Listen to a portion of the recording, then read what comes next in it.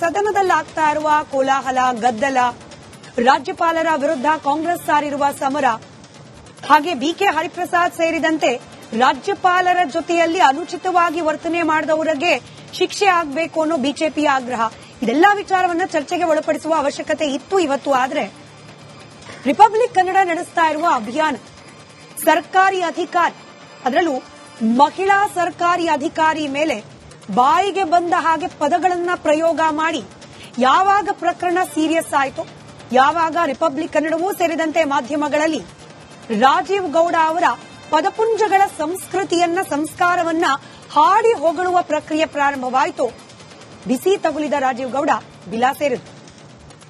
ಏನು ಆತ್ಮರಕ್ಷಣೆ ಅಥವಾ ಜೈಲಲ್ಲಿ ಕಾಲ ಕಳೆಯೋದನ್ನ ತಪ್ಪಿಸಿಕೊಳ್ಳುವ ಆ ಒಂದು ಬಯಕೆ, ಹೀಗಾಗಿ ಬಿಲಾ ಸೇರಿದ್ದಾರೆ. ಆದರೆ ನಮ್ಮ ಪೊಲೀಸ್ ಇಲಾಖೆ ಏನ್ ಮಾಡ್ತಾ ಇದೆ? ಕಾಂಗ್ರೆಸ್ ಪಕ್ಷ ಒಬ್ಬ ಪೌರಾಯುಕ್ತೆ ಮೇಲೆ ಮನಸೋ ಇಚ್ಛೆ ಮಾತನಾಡಿದ ರಾಜೀವ್ ಗೌಡನನ್ನ ಯಾವ ರೀತಿ ನಡೆಸಿಕೊಳ್ತಾ ಇದೆ, ಇದೆಲ್ಲವನ್ನ ಪದೇ ಪದೇ ಪ್ರಶ್ನೆ ಮಾಡ್ತಾ ಇತ್ತು ರಿಪಬ್ಲಿಕ್ ಕನ್ನಡ. ಇದರದ್ದೂ ಫಲಶ್ರುತಿ ಅನ್ನೋ ರೀತಿಯಲ್ಲಿ ಇವತ್ತು ಅಂತೂ ಇಂತೂ ಕಾಂಗ್ರೆಸ್ ಪಕ್ಷ ಒಂದು ದೃಢ ಸಂಕಲ್ಪ ಮಾಡಿ ಗೇಟ್ ವರೆಗೂ ಕರ್ಕೊಂಡು ಹೋಗಿ ನಿಲ್ಲಿಸೋ ಪ್ರಯತ್ನ ಮಾಡಿದೆ. ಗೇಟ್ ಪಾಸ್ ಕೊಟ್ಟಿಲ್ಲ, ಅಮಾನತು ಮಾಡಿದೆ, ಪಕ್ಷದಿಂದ ಉಚ್ಚಾಟನೆ ಮಾಡಿಲ್ಲ. ಇಷ್ಟು ಸಾಕ ಕ್ರಮ? ಪೊಲೀಸ್ ಇಲಾಖೆಯ ಕೈ ಕಟ್ಟಾಕಿರುವ ಸೋಕಾಲ್ಡ್ ಕಾಣದ ಶಕ್ತಿಗಳು ಪೊಲೀಸರ ಕೈಯನ್ನ ಫ್ರೀ ಮಾಡೋದು ಯಾವಾಗ? ಈ ಪ್ರಶ್ನೆಯನ್ನ ಕೇಳಲೇಬೇಕಾದ ಅನಿವಾರ್ಯತೆ. ಹೀಗಾಗಿ ಇವತ್ತಿನ ಮಹಾಭಾರತ ಚರ್ಚಾ ಕಾರ್ಯಕ್ರಮದಲ್ಲಿ ಮತ್ತದೇ ಅಜೆಂಡಾ, ಅರೆಸ್ಟ್ ರಾಜೀವ್ ಗೌಡ.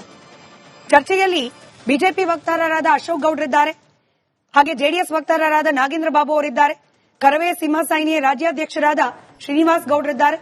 ಕೆಲವೇ ಕ್ಷಣಗಳಲ್ಲಿ ರಾಜಕೀಯ ವಿಶ್ಲೇಷಕರಾದ ಬಸವರಾಜ್ ಇಟ್ನಾಳ್ ಅವರು ಜಾಯಿನ್ ಆಗೋ ನಿರೀಕ್ಷೆ ಇದೆ.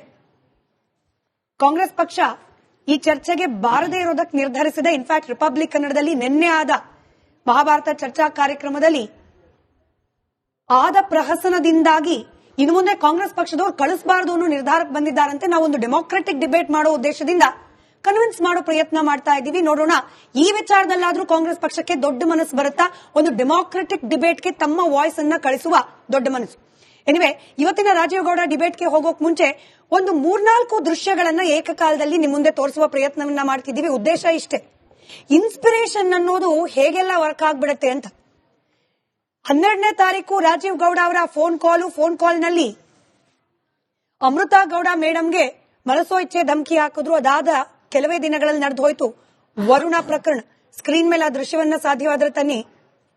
ವರುಣಾದಲ್ಲೂ ಕೂಡ ಕರ್ತವ್ಯವನ್ನ ನಿರ್ವಹಿಸಲಿಕ್ಕೆ ಹೋದಂತಹ ಸರ್ಕಾರಿ ಅಧಿಕಾರಿ, ಮಹಿಳಾ ಅಧಿಕಾರಿ ಮೇಲೆ ಹಲ್ಲೆ ಮಾಡ್ಲಿಕ್ಕೆ ಮುಂದಾದ್ರು ಸಾರ್ವಜನಿಕರು. ಇನ್ಸ್ಪಿರೇಷನ್ ಇದು ರಾಜೀವ್ ಗೌಡ್ರಿಂದ? ಪ್ರಶ್ನೆ ಕೇಳಬೇಕಲ್ವಾ?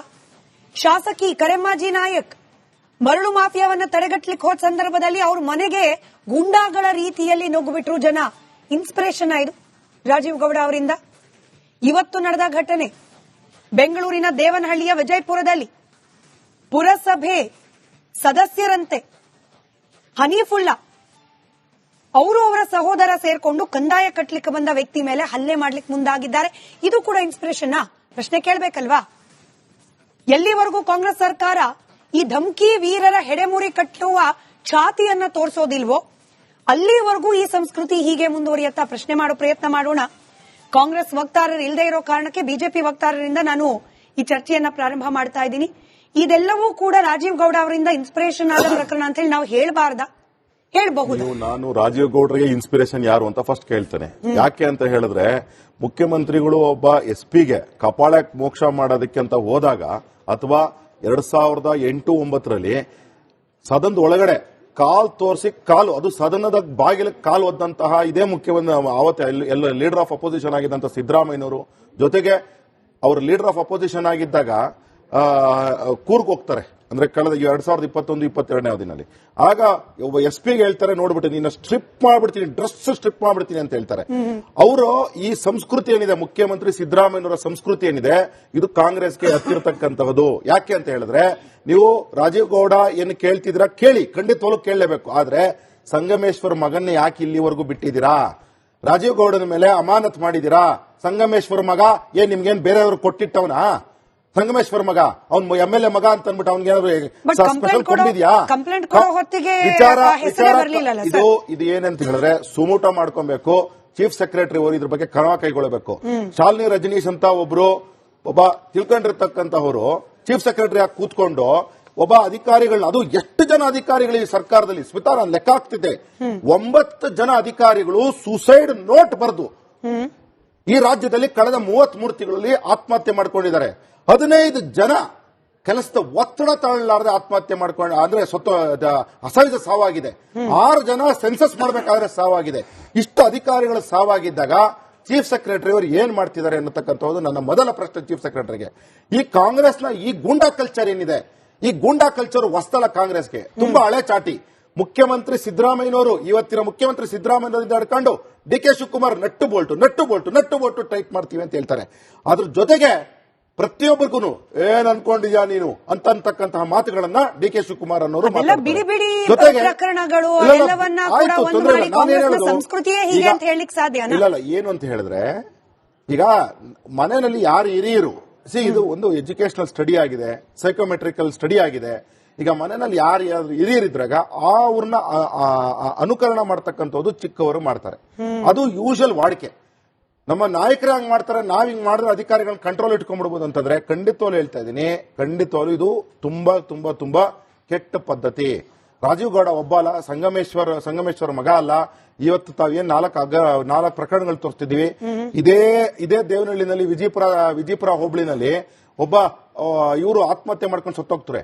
ಅವತ್ತು ಕಾಂಗ್ರೆಸ್ ಕಾರ್ಯಕರ್ತರನ್ನ ಡೈರೆಕ್ಟ್ ಆಗಿ ಬ್ಲೇಮ್ ಮಾಡ್ತಾರೆ. ಇವತ್ತು ಏನಪ್ಪ ಆಕ್ಷನ್ ಆಗಿದೆ? ಇದೇ ಪ್ರಿಯಾಂಕಾ ಖರ್ಗೆ ಅವರ ಕಾನ್ಸ್ಟಿಟ್ಯೂನ್ಸಿನಲ್ಲಿ ಒಬ್ಬ ಲೈಬ್ರರಿಯನ್ನು ಸತ್ತೋಗ್ತಾರೆ. ಸಂಬಳ ಕೊಟ್ಟಿಲ್ಲ, ನನಗೆ ಕೆಲಸ ಒತ್ತಡ ತಡೆಯಕ್ಕಾಗ್ತಿಲ್ಲ ಅಂತ ಹೇಳಿ ಡೆತ್ ನೋಟ್ ಬರ್ದಿದ್ದಾರೆ. ಏನ್ ಆಕ್ಷನ್ ತಗೊಂಡಿದ್ದೀರಾ ನೀವು? ಲಕ್ಷ್ಮೀ ಹೆಬ್ಬಾಳ್ಕರ್ ಅವರು PS ಮೇಲೆ ಒಂದು ಲೆಟರ್ ಬರೆದಿದ್ದಾರೆ. ಪ್ರಿಯಾಂಕಾ ಖರ್ಗೆ PS ಮೇಲೆ ಲೆಟರ್ ಬರೆದಿದ್ದಾರೆ.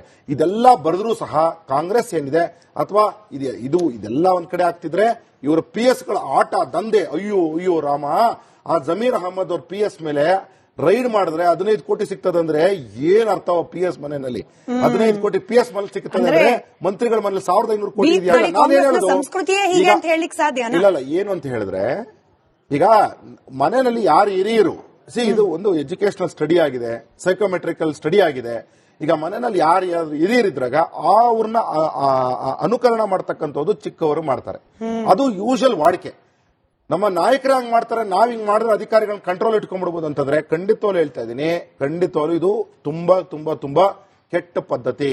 ರಾಜೀವ್ ಗೌಡ ಒಬ್ಬ ಅಲ್ಲ, ಸಂಗಮೇಶ್ವರ ಮಗ ಅಲ್ಲ. ಇವತ್ತು ತಾವೇನ್ 4 ಪ್ರಕರಣಗಳು ತೋರಿಸ್ತಿದೀವಿ. ಇದೇ ದೇವನಹಳ್ಳಿನಲ್ಲಿ ವಿಜಯಪುರ ಹೋಬಳಿನಲ್ಲಿ ಒಬ್ಬ ಇವರು ಆತ್ಮಹತ್ಯೆ ಮಾಡ್ಕೊಂಡು ಸತ್ತೋಗ್ತಾರೆ. ಅವತ್ತು ಕಾಂಗ್ರೆಸ್ ಕಾರ್ಯಕರ್ತರನ್ನ ಡೈರೆಕ್ಟ್ ಆಗಿ ಬ್ಲೇಮ್ ಮಾಡ್ತಾರೆ. ಇವತ್ತು ಏನಪ್ಪ ಆಕ್ಷನ್ ಆಗಿದೆ? ಇದೇ ಪ್ರಿಯಾಂಕಾ ಖರ್ಗೆ ಅವರ ಕಾನ್ಸ್ಟಿಟ್ಯೂನ್ಸಿನಲ್ಲಿ ಒಬ್ಬ ಲೈಬ್ರರಿಯನ್ನು ಸತ್ತೋಗ್ತಾರೆ. ಸಂಬಳ ಕೊಟ್ಟಿಲ್ಲ, ನನಗೆ ಕೆಲಸ ಒತ್ತಡ ತಡೆಯಕ್ಕಾಗ್ತಿಲ್ಲ ಅಂತ ಹೇಳಿ ಡೆತ್ ನೋಟ್ ಬರ್ದಿದ್ದಾರೆ. ಏನ್ ಆಕ್ಷನ್ ತಗೊಂಡಿದ್ದೀರಾ ನೀವು? ಲಕ್ಷ್ಮೀ ಹೆಬ್ಬಾಳ್ಕರ್ ಅವರು PS ಮೇಲೆ ಒಂದು ಲೆಟರ್ ಬರೆದಿದ್ದಾರೆ. ಪ್ರಿಯಾಂಕಾ ಖರ್ಗೆ PS ಮೇಲೆ ಲೆಟರ್ ಬರೆದಿದ್ದಾರೆ. ಇದೆಲ್ಲ ಬರೆದ್ರೂ ಸಹ ಕಾಂಗ್ರೆಸ್ ಏನಿದೆ ಅಥವಾ ಇದೆಲ್ಲ ಒಂದ್ ಕಡೆ ಆಗ್ತಿದ್ರೆ ಇವರು PS ಗಳ ಆಟ ದಂಧೆ, ಅಯ್ಯೋ ರಾಮ, ಆ ಜಮೀರ್ ಅಹಮದ್ ಅವ್ರ PS ಮೇಲೆ ರೈಡ್ ಮಾಡಿದ್ರೆ 15 ಕೋಟಿ ಸಿಗ್ತದಂದ್ರೆ ಏನ್ ಅರ್ಥ? PS ಮನೆಯಲ್ಲಿ 15 ಕೋಟಿ PS ಮನೆ ಸಿಗ್ತದೆ, ಮಂತ್ರಿಗಳ ಮನೇಲಿ 1500 ಕೋಟಿ